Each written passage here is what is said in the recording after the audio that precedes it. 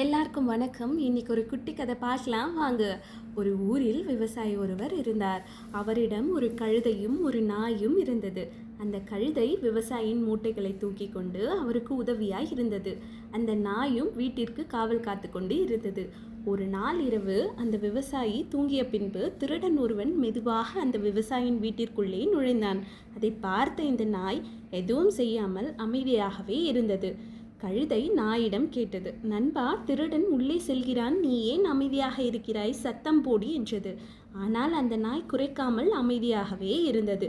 கழுதை கேட்டது, நீ ஏன் இப்படி அமைதியாக இருக்கிறாய், ஏதாவது கூறு என்றது. அதற்கு அந்த நாய் சொன்னது, இந்த விவசாயி இப்பொழுதெல்லாம் எனக்கு சரியாக உணவும் தருவதில்லை, என்னை கவனித்துக் கொள்வதும் இல்லை.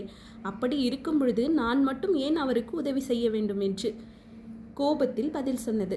இதை கேட்ட கழுதை நாயிடம் சொன்னது, நண்பனே, நீ கூறுவது சரிதான், ஆனால் நம்முடைய முதலாளிக்கு கண்டிப்பாக விசுவாசமாகத்தான் இருக்க வேண்டும் என்றது. ஆனால் அந்த நாய் அமைதியாக இருந்தது. அந்த கழுதையின் பேச்சுக்கு அது செவி கொடுக்கவில்லை. இந்த கழுதை முதலாளிக்கு எப்படியாவது உதவி செய்ய வேண்டும் என்று எண்ணி தனது குரலில் பயங்கரமாக கத்த ஆரம்பித்தது. கழுதையின் குரலை கேட்ட திருடன் அங்கிருந்து தப்பி ஓடிவிட்டான்.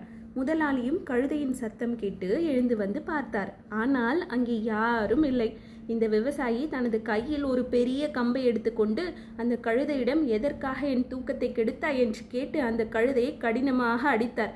இந்த கழுதையும் வலியால் துடித்து கொண்டு அப்படியே இருந்தது. இதிலிருந்து நாம் தெரிஞ்சுக்க வேண்டிய விஷயம் என்னன்னா, நமது வேலையை மட்டும் பார்த்து கொண்டு அமைதியாக இருப்பதே நல்லது.